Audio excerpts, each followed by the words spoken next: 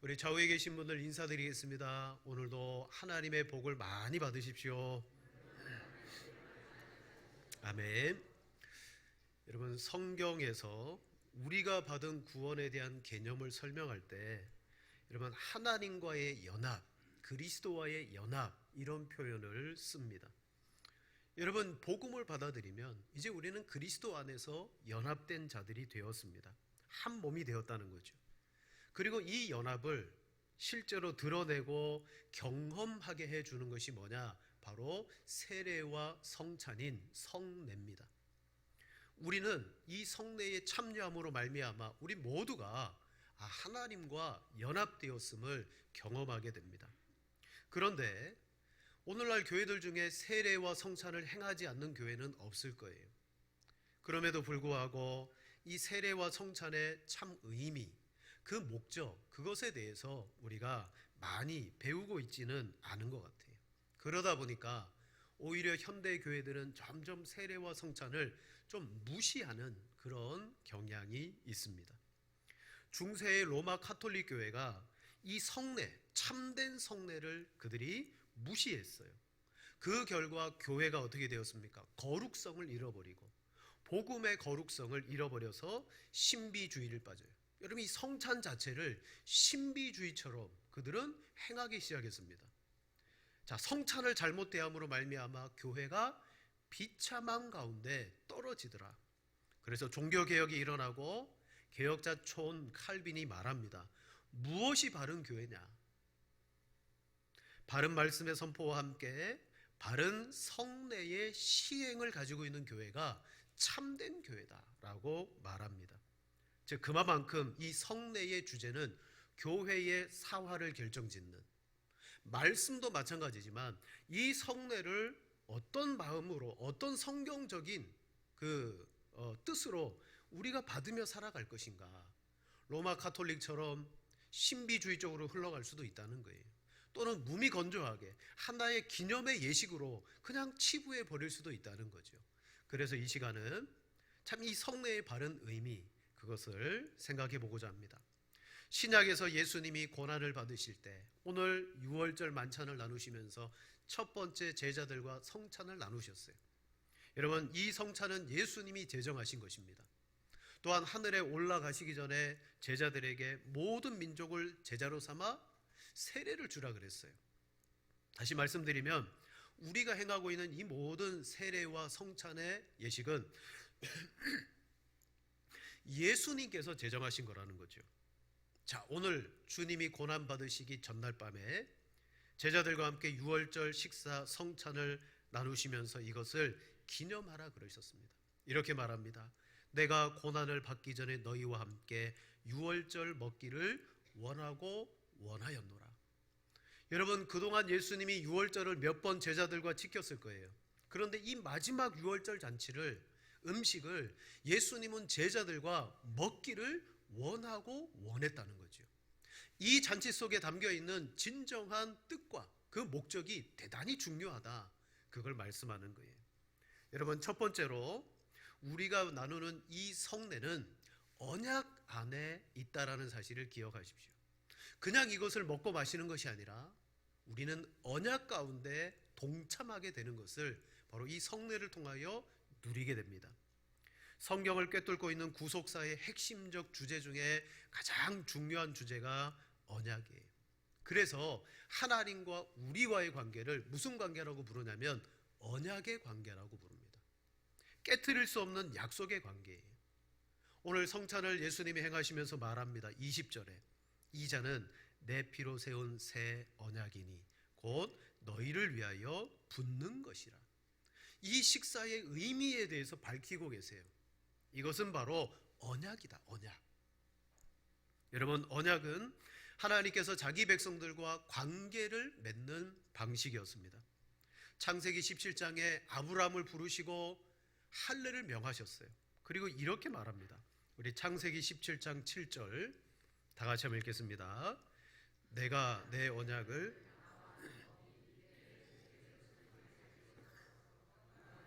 삼고 너와 내 후손의 하나님이 되리라. 아멘. 할례를 행한다는 것은 아브라함을 통하여 그 후손들이 하나님의 언약의 백성이 되었다는 것이에요. 여러분, 하나님은 언약의 하나님입니다. 이 말은 우리와 언약을 세우실 뿐만 아니라 그 언약을 신실하게 지키시는 분이시다. 이게 바로 언약의 하나님이에요. 예수님, 하나님은 아브라함과 언약을 맺으십니다. 그때 고대 근동 지방에 보통 언약을 맺을 때 하였던 그 짐승을 둘로 쪼개놓고 언약을 맺었던 예식을 아브라함과 가져요. 여러분, 나라와 나라 사이에 이런 언약을 맺는데 이걸 봉신조약이라고 말합니다. 왕된 나라와 신하된 나라가 서로 상호 간에 약속을 맺는 거예요. 그런데 쪼개놓은 고기를 통하여 당사자가 그 고기 사이를 지나감으로 말미암아 둘 중에 하나라도 언약을 어기면 이 쪼갠 고기처럼 그렇게 갈라질 것이다. 그래서 우리가 언약을 맺는다라고 말하는데 히브리어로 그걸 카라트 베리트라고 말해요. 이 뜻이 뭐냐면 언약을 자르다라는 뜻이에요. 실제로 고기를 쪼개놓고 잘랐기 때문이죠. 여러분, 경고의 내용이 그 속에 들어있는 거예요. 신실하게 지키자라는 다짐이 그 속에 들어있는 거죠. 그런데 하나님이 아브라함과 언약을 맺을 때는 하나님의 불이 그 사이로 지나가고 아브라함은 지나가지 않습니다. 보통 조약은 당사자가 다 지나가야 되거든요. 그런데 아브라함은 고기 사이를 지나가지 않아요. 자, 오늘 본문에 예수님이 유월절 식사로 새 언약을 맺으십니다. 무엇으로 언약을 맺느냐? 내 피로 세운 언약이다라고 말합니다. 구약에서는 쪼갠 고기로 언약을 맺었다면 신약에서는 예수님의 피로 언약을 맺어요. 이때 예수님께서 자, 제자들아, 내가 너희와 언약을 맺으려고 하니까 너희도 피를 좀 내야 되지 않냐? 자, 피를 좀 뽑아라. 여러분, 쪼갠 고기 사이로 당사자가 지나간 것처럼 피로 언약을 맺으면 서로 피를 내야 되잖아요. 근데 여기에서도 예수님은 제자들의 피를 통하여서가 아니라 내 피로 세운 언약이라고 말합니다. 여러분, 구약의 하나님의 그 언약과 신약의 예수님의 언약의 공통점이 뭐예요? 하나님이 우리와 분명한 구원의 언약을 맺습니다. 그런데 이 언약을 누가 신실하게 지키겠다? 하나님이 지키시겠다. 예수님이 지키시겠다. 그렇게 말해요. 일찍이 세례 요한은 예수님을 보고 하나님의 어린 양이라 그랬어요. 예수님 보자마자 하나님의 어린 양이로다. 여러분, 이스라엘 백성들이 이 어린 양 그러면 제일 먼저 떠오르는 사건은 출애굽 사건입니다. 출애굽기에 어린 양의 그 피로 물소주에 발라서 죽음의 사자가 집들을 훑고 지나갈 때 이 피가 발라진 집들은 유월 넘어갔다 그래서 유월절이. 사도 바울은 고린도전서 5장 7절에 말합니다. 우리의 유월절 양 곧 그리스도. 이스라엘 백성들이 그 어린 양의 피로 말미암아 죽음을 면하고 구원을 받았듯이 바로 우리 신약에서 우리는 예수 그리스도의 그 언약의 체결하심으로 말미암아 우리가 구원을 받았어요. 사랑하는 여러분, 자, 이처럼 하나님은 이 언약을 세우시면서 너희들 할례를 행해라. 또 언약을 세우시면서 고기를 쪼개놔라. 신약에서 언약을 세우시면서 이 피의 언약이다 라고 말하는 것은 이 언약 속에 우리가 이것을 행하며 먹고 마실 때마다 이 속에 뭐가 있다라는 걸 말해주냐면 거기에 표적이 있다라는 걸 말해줘요. 표적이. 우리 말씀을 보겠습니다. 출애굽기 12장 13절 말씀 같이 읽겠습니다. 내가 애굽 땅을 칠 때에 그 피가 너희가 사는 집에 있어서 너희를 위하여 표적이 될지라. 넘어가리니 재앙이 너희에게 내려 멸하지 아니하리라. 아멘. 그 피를 볼 때에 그 피가 무엇이 되리라? 표적이 될지라. 여러분, 어린 양의 그 피, 동물의 피 자체가 우리를 구원해주는 능력이 있었던 게 아니에요. 이스라엘 백성들을 구원해주는 능력이 있었던 게 아니에요. 그 피는 표적이다. 그걸 보면서 하나님께서 이 집은 나와 언약을 맺은 구원해야 될 집이다. 표적을 보았다는 거예요. 피가 표적입니다. 그리고 그들은 유월절을 대대로 지키게 되었어요. 그래서 유월절마다 어린 양의 식사를 하면서 앞으로 오실 하나님의 그 구원을 바라보면서 이 유월절을 지켰어요. 근데 이제 어린 양이신 예수님이 오셨어요. 그 피로 여러분 언약을 세우셨어요. 여러분 피는 표적이라 그랬죠. 뭘 나타냅니까? 예수 그리스도의 십자가의 대속 죽으심. 그것을 통해 우리가 구원을 받는 것이다. 이제 주님은 더 이상 이제는 유월절 음식을 드시지 않는다 그럽니다. 왜요? 이미 자신의 피로 하나님의 언약을 이루셨고 성취하셨기 때문에. 그래서 여러분 이제까지는 1년 된 어린 양의 피가 표적이 되었는데 그리스도로 말미암아 새 언약이 이루어지면서는 예수님의 피가 우리의 언약의 표징이 되었어요. 그래서 성찬은 뭡니까? 장차 이루어질 그 하나님의 나라를 바라보면서 우리가 표적을 보는 거예요. 이 음식을 여기서 우리가 간소하게 먹지만 하나님의 나라에 가서 우리는 어린 양이신 예수님 앞에서 영원한 천국의 잔치를 먹게 되는데 이게 그 표적이라는 거예요. 그래서 오늘 성경은 이렇게 말합니다. 16절에 내가 이제부터 하나님의 나라가 임할 때까지 포도나무에서 난 것을 다시는 마시지 아니하리라. 아멘.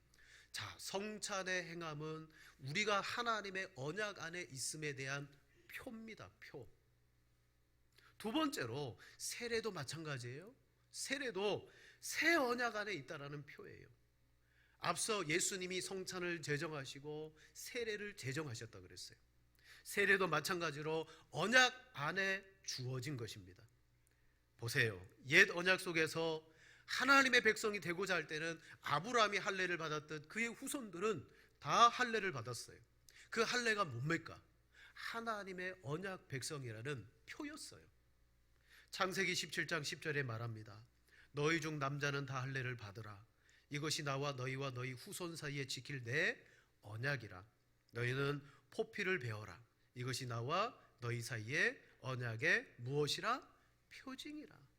하나님의 언약의 백성이라는 표징을 남자들의 그 성기의 표피를 딱 베어가지고 표시를 낸 거예요. 이게 표징이 된 거예요. 근데 유대인들은 어떻습니까? 그게 표징인데 그걸 하면 언약의 백성이 되는 줄로 안 거예요. 뒤집어 버린 거죠. 언약의 표징이 유월절입니다. 구약에서. 그런데 성찬을 통하여 예수님은 자신의 피로 새 언약의 표징을 세우셨습니다. 마찬가지로 할례는 옛 언약 백성의 표징이었고 새 언약의 백성의 표징이 무엇이겠습니까? 세례라는 거죠. 하나님의 백성된 표입니다.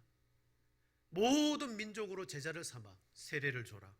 여러분 이와 같이 옛 언약의 표징은 새 언약의 표징 속에서 이루어지더라는 거예요. 우리는 이루어진 하나님의 언약 백성 안에서 세례를 행하고 성찬을 행하게 되는 것입니다. 근데 중요한 것은 이건 뭐다? 실제가 아니고 앞으로 주어질 그 실제에 대한 표라는 거예요. 인이라는 것입니다.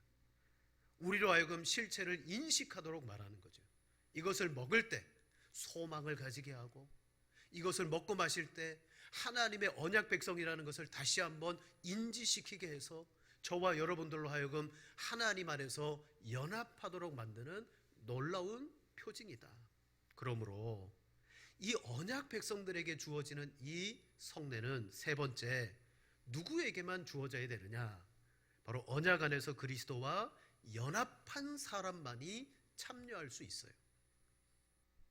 누구에게 효력이 되냐면 예수님과 연합한 사람입니다. 여러분 성례는 언약 안에서 하나님과 관계 맺은 백성에게만 적용됩니다. 오직 예수 그리스도를 믿고 그리고 세례를 받은 사람. 그리고 우리가 한계를 정해놓잖아요. 성찬은 꼭 세례를 받으신 입교를 하신 분만 받으십시오.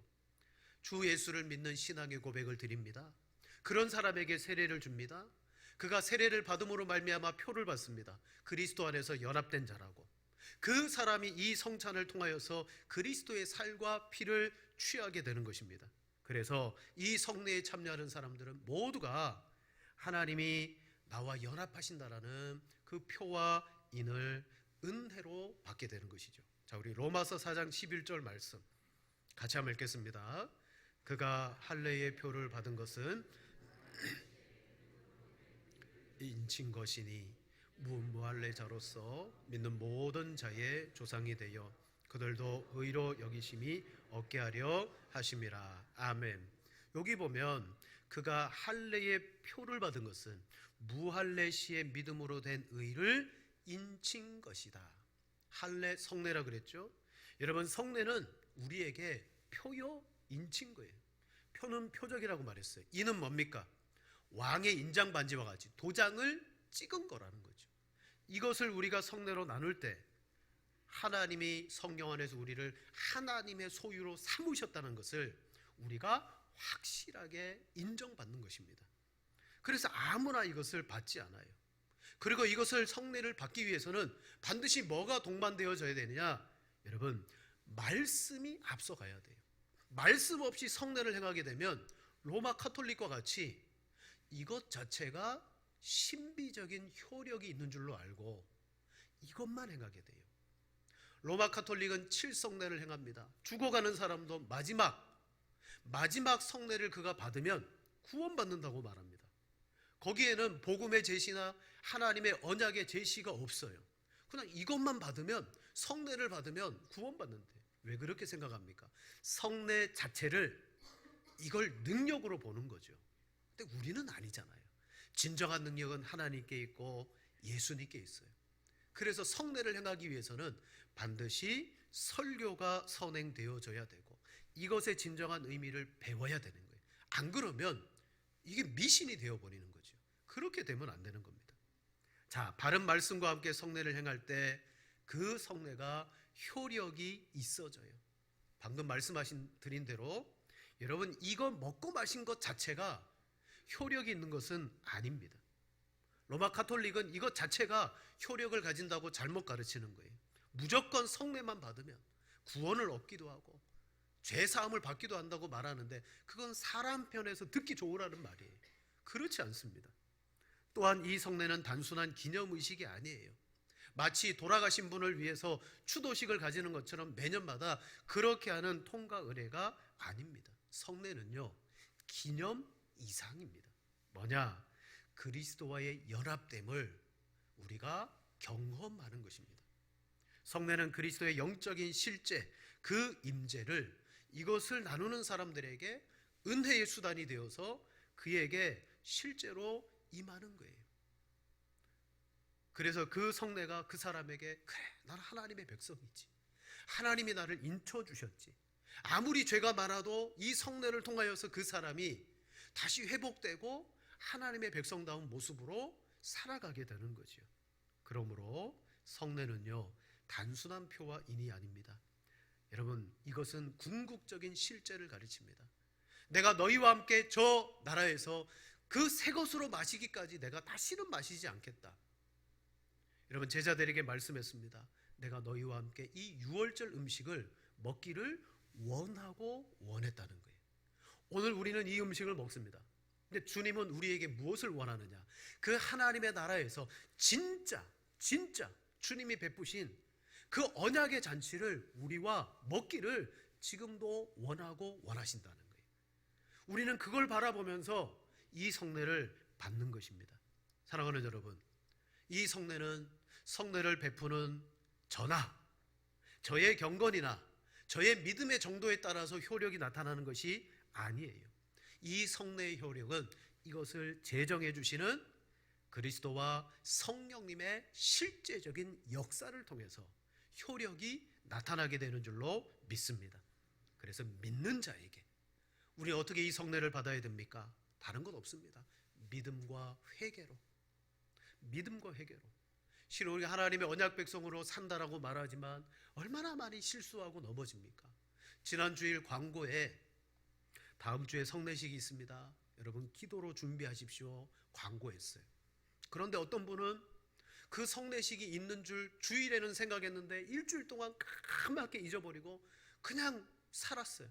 와보니까 성례식인 거죠. 내가 전혀 이걸 의식하지 못하고 살았네. 그리고 어떤 분은 모르고 왔어요. 오늘 성례식인 줄 와보니까 성례식인 거예요. 그리고 어떤 사람은 성례식이면 자기를 거룩하게 깨끗하게 하고 준비해야 되는데 지난 주간에 죄를 지어서 죄책을 가지고 있어요. 분명히 성례는 성찬은 합당하게 먹고 마시라 그랬어요. 합당한 게 뭡니까? 합당하다는 것은 일면 자격을 말하는 거예요. 이 성찬에 참여할 만한 자격을 말하는 거죠. 근데 그 자격이 내가 나를 보면서 그래 나는 예수님을 믿으니까 나는 세례받을 자격이 있어, 그렇게 성례에 참여하는 것이 아닙니다. 또한 나는 믿는 사람이니까 세례를 받았으니까 나는 이 성찬에 참여할 수 있는 자격이 있어, 그런 자격을 말하는 게 아니, 물론 그 자격이 있어야 되겠죠. 그런데 우리에게는 실제로요 자격이 있는 사람이 아무도 없습니다. 하나님의 그 언약을 맺을 때 우리의 자격을 가지고 언약을 맺은 것이 아니더라는 거죠. 하나님이 일방적으로 쪼갠 고기 사이를 지나가면서 우리의 자격과는 상관없이 하나님이 우리에게 언약을 주시고 우리와 연합하시겠다 그리고 표와 인으로 성례를 주셨어요. 예수님도 우리에게 이 언약의 예식을 행하시면서 우리의 자격을 논하지 아니하고 자신의 피로만 이 성례를 세우셨다는 거죠. 그러므로 합당하다는 건 뭐예요? 하나님의 백성인데 일주일 동안 제 삶을 돌아보니 허물진 게 많습니다. 이 성찬을 까맣게 잊어버리고 살았습니다. 오늘 와보니까 성찬인데요, 제가 이 성찬을 받기에 정말 부끄럽고 부족합니다. 또 어떤 사람은 하나님, 생각나는 죄가 있는데 제가 그 죄를 해결하지 못했습니다. 회개하지 못했습니다. 여러분, 무슨 자격을 말씀하실까요?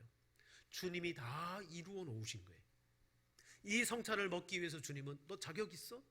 지난 한 주간 제대로 살았어? 나는 너를 위해서 쪼갠 고기로 사이로 지나갔는데 너 그 고기 사이로 지나갔어? 그걸 묻지 않으세요. 새 언약은 예수 그리스도의 피로만 세워졌습니다. 은혜로 받는 것입니다. 그리고 이것을 받을 때 실제가 여러분 속에서 일어나는데 회복이 되더라는 거죠. 여러분, 하나님의 백성으로 회복되는 거예요. 우리는 이것을 은혜의 수단이라고 말합니다. 하나님의 그 실제의 표입니다. 인입니다. 믿음과 회개로 받으시는 여러분 되기를 바랍니다.